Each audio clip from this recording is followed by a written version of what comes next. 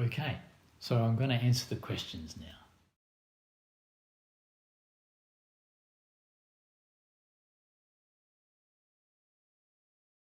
I think the first thing here is that we've also been trained into thinking or conditioned into thinking that we should be motivated, and therefore we feel bad or somehow lacking when we aren't feeling motivated.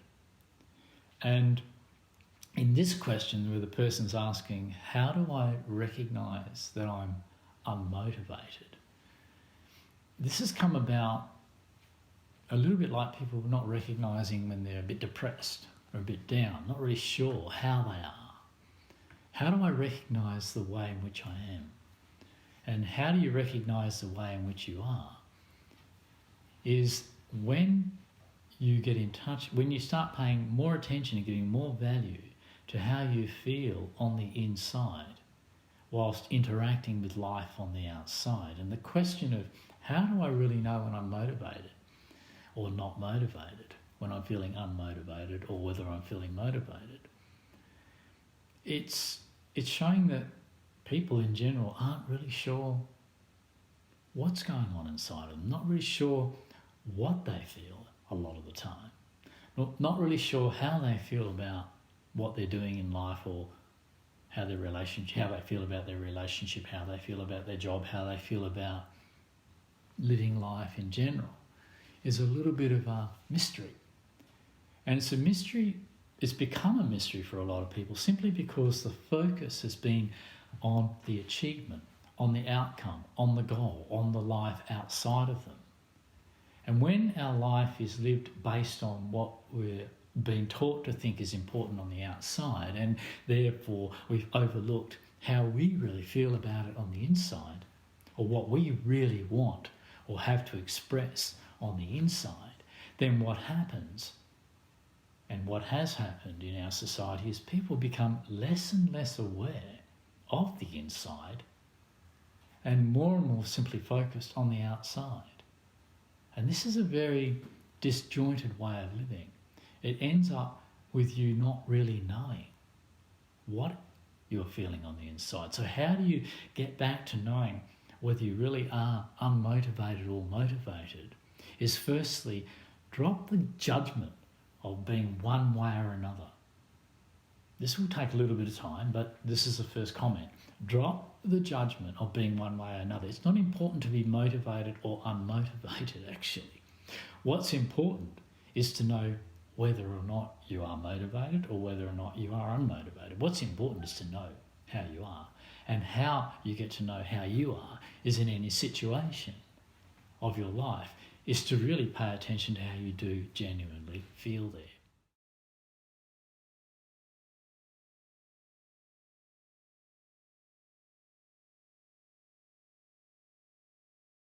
The only reason you feel as though you're going to fail, or that any failure is a failure, is because you've overlooked the fact that what you're doing in life is not just about succeeding or failing in what you're doing on the outside.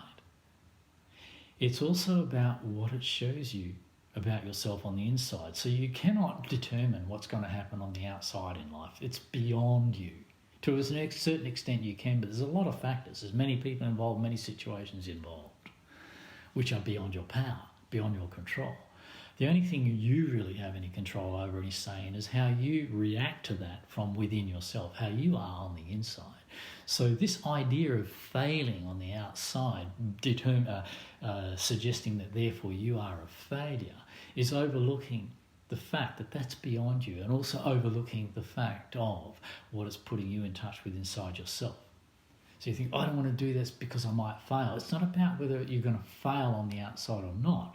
It's about with what is it showing you about yourself on the inside in the process of doing it. So if you feel as though you failed before, so you're holding back from having another go at life, or another go at relating with people, or another go at work, or exercise, or whatever it may be, it's because your approach has been incomplete. Your approach has been too focused on merely what you're doing, and giving only value to what you're doing, and only giving value to yourself based on how successful or unsuccessful you were in what you were doing. But you're completely overlooking what you are and what you're being in the process of doing that. And what you're doing is showing you about yourself on the inside, about you as a person, what it is stimulating in you, what is bringing up about you, how it is pushing your boundaries, how it is challenging you, and how you deal with that challenge. Whether you ultimately succeed or fail on the outside is only a small part of this whole picture. The other big part of the picture is that whatever you're doing in life, it is a stimulation and a processing of whatever you are on the inside. And the doing is really just helping you do that. It's helping you get in contact with that. Whatever you do in life is really the deeper meaning behind whatever you're doing in life is what it is showing you about yourself, what it is triggering within yourself.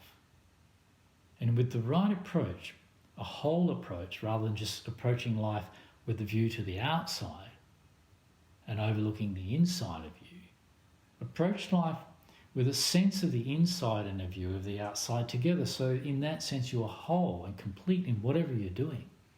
And whatever happens on the outside, whether it fails or not, you still have on the inside whatever it is you developed or you got in touch with, you developed through, you evolved through, you were challenged by, and you processed on the inside. And how you process this on the inside is by staying in touch with the feeling and the sense of whatever it is bringing up for you in doing what you're doing on the outside. So the second part of this question is, how do you motivate this person, or how do you help this person who feels so unmotivated?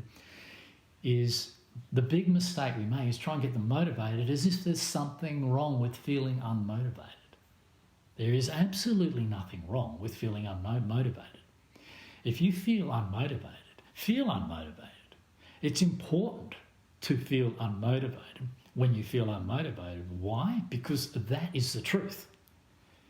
It's delusional to introduce positive thinking and positive concepts to try and motivate yourself to do something when you don't feel motivated. You're only fooling yourself. You'll trick yourself for a while. But this is the question. How do I stay motivated? How do I stay motivated when I've tricked myself into being motivated when underneath I really feel unmotivated still? And if I don't bring those two worlds together, if you don't bring those two worlds together, you'll never get past the point of feeling unmotivated just by coming up with some superficial positive thinking or positive action concept to try and push yourself through that.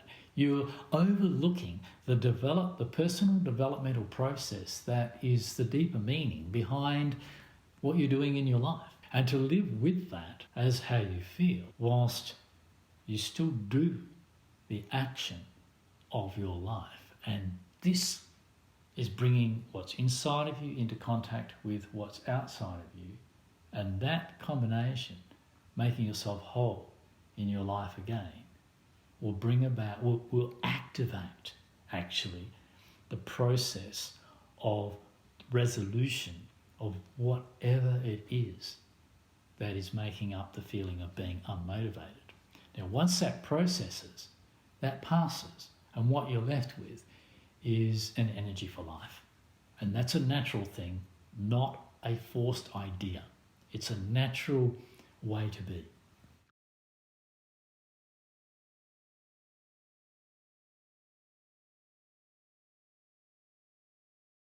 Laziness is just a sneaky form of fear.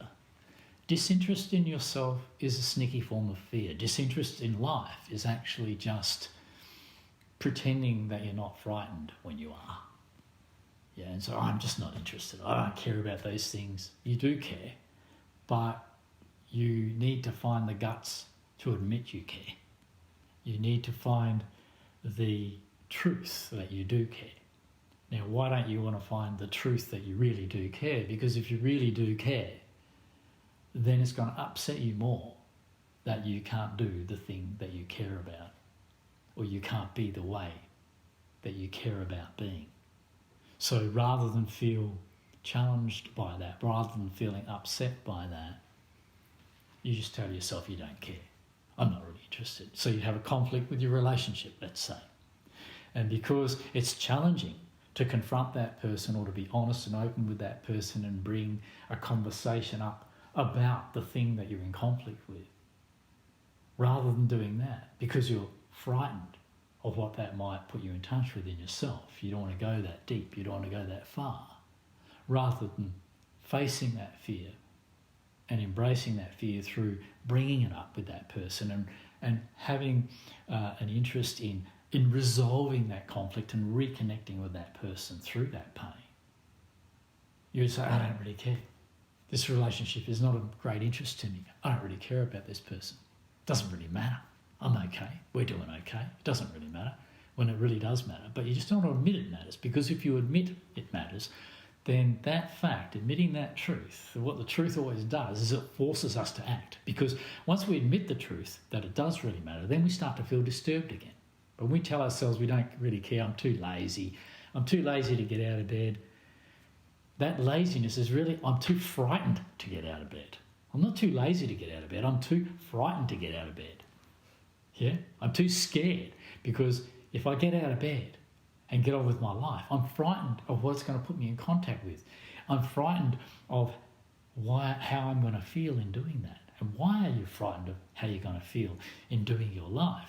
Because there's such a harsh judgment of yourself prior to that has caused you to be frightened of admitting to the things about yourself that you've judged so harshly that the only thing you can do is avoid their very existence, is deny their very existence within you, because you've learnt to hate them. You've taught yourself to hate them so much, to judge yourself so critically, that it becomes too painful for you to actually admit to these aspects of yourself that you've judged and taught yourself to hate.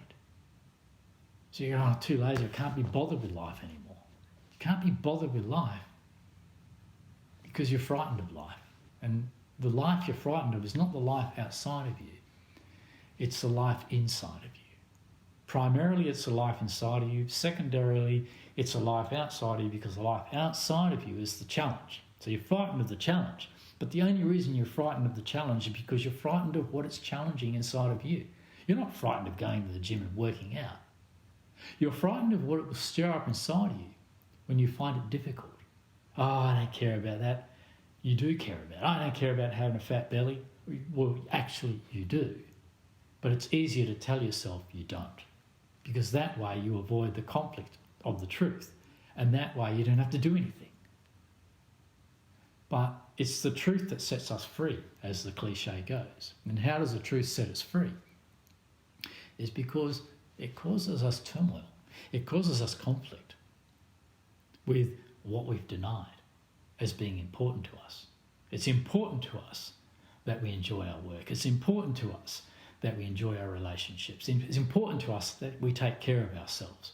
And when we say, I'm too lazy to, I don't care about it, we're just saying that rather than saying, I'm frightened of it.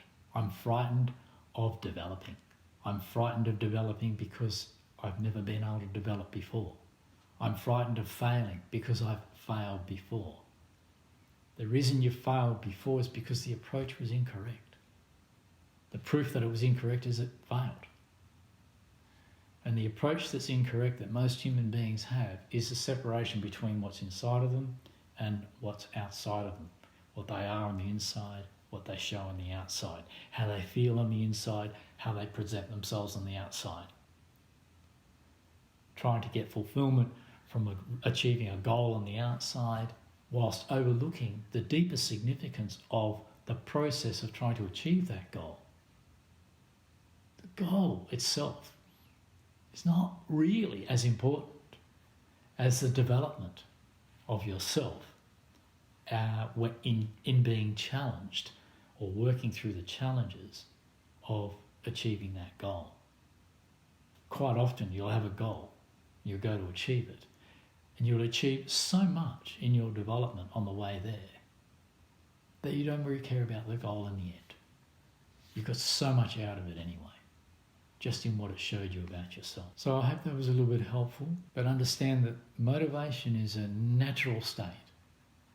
It's not something your lack of motivation, you're feeling unmotivated in any area of your life is primarily because you've lost touch with that within yourself.